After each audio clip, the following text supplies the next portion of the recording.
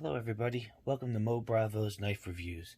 Today I'd like to give a small size comparison video with the Vero Engineering Mini Impulse, the Vero Engineering Full Size Impulse, the Chris Reeves 31, and the SPYDERCO Police 4.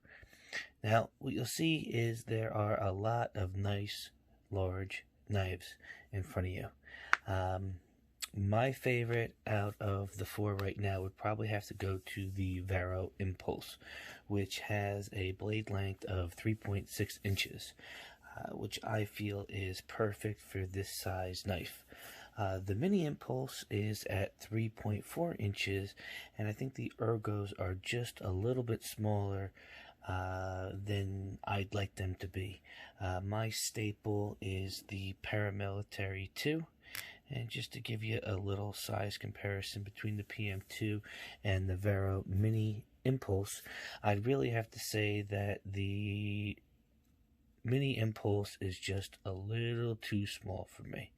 One of the other items that I see, and you know, it's hard to do this on video, tonight I have my first time use of the overhand cam, so hopefully this gives a better representation to how you guys perceive the knives. There's no wide angle on there. It is just the straight Galaxy Note 10 camera, and it's doing a pretty good job of picking up the Mini Impulse.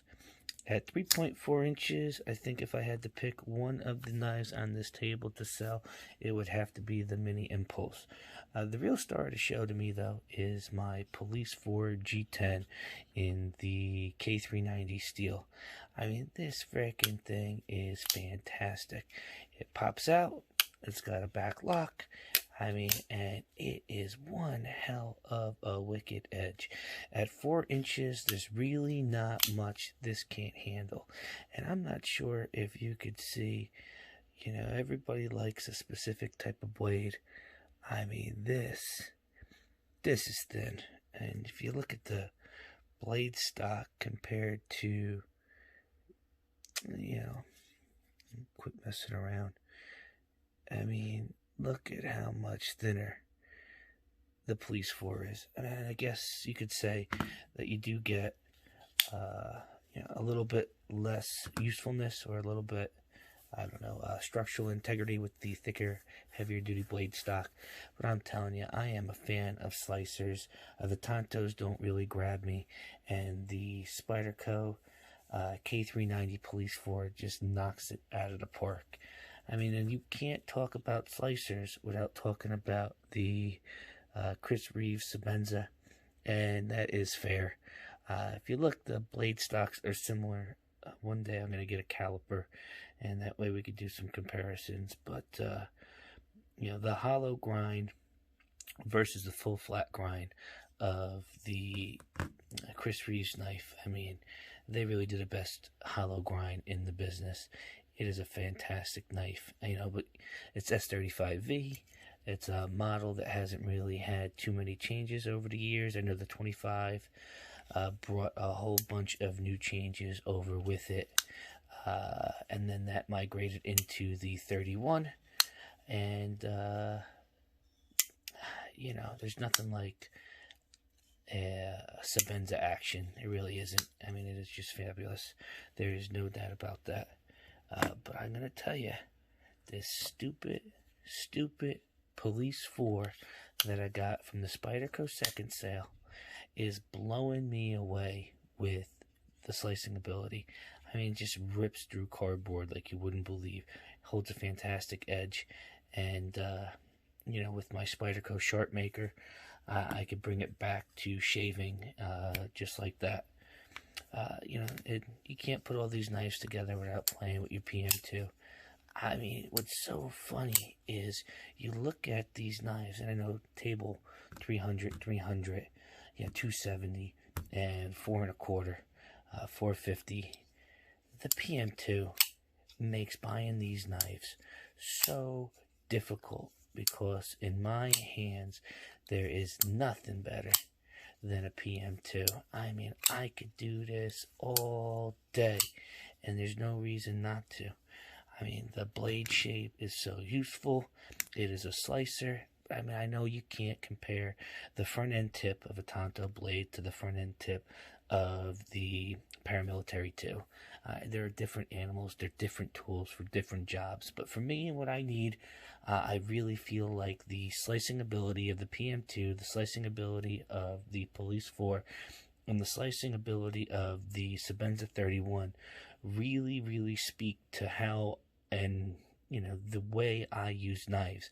And when I go and reach for something in my pocket, those are the knives that I'm grabbing. Now, the full-size Impulse, I'm telling you, is impressing me like you wouldn't believe. When I first got it, I was really on the fence about it. I said, what is this all about? I mean, and it is just fun. I've had Konings, I had a mini Goblin, I had an Eris, and I'm going to tell you, I missed the Eris. One of these days, I'm going to put one back in my collection, but there is a tremendous amount of fun in just this ability to flick the knife up top.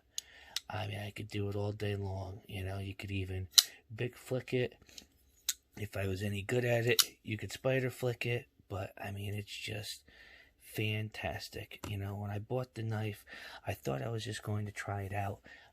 But ultimately, I think it's going to become a keeper, even though all I want to do is sell it and reap the benefits. I purchased that knife secondhand. Both the Impulses were secondhand, and, it'd be great to make a little bit of money on it, but I'm telling you, that Vero Impulse, the full size, is something that I'm not sure I'm going to be able to part with. And I know I've said that a lot about, my Eris and the Goblin when I first got it. But I'm telling you, every time I think about trying to sell the Impulse, I gotta stop and think about it, because I'm so impressed with just how unique it is, how much fun it is to play with, how drop shut that heavyweight blade comes down on you. You really got to be real cognizant of the, Vero guillotine, because it comes down hard. It'll get your thumb, it'll get your finger, and they did a really nice job with the belly of the Impulses. Very sharp, almost shaving sharp, but like I said, I have a very tough time sharpening Tontos, and I guess that's on me. So if I had my choice, if I could do a regrind on the Impulse and put more of a slicing edge on it, I really think that would be a perfect combination for me. But we're not there yet, and Vero Engineering is just starting to put out a whole bunch of new innovative knives with this flipping ability, and I really think that they are onto something. In the next 5 to 10 years, I'm not going to have to worry about making a knife the way I want it to be with a specific regrind. Something tells me Vero Engineering is going to have a plethora of blade varieties, handle varieties, and that they're continuing to set the world on fire. So I hope everybody enjoyed this video. I don't know what to call it, whether or not it's a size comparison, whether it's my opinion, or just talking about knives. It's a lot of fun to share this with you, and hopefully with this setup, with my lighting, that I could do a little bit more creativity and capture these knives and their beauty, and hopefully we have a chance to have a dialogue and talk about it. So again, thank you very much for joining. Be sure to subscribe.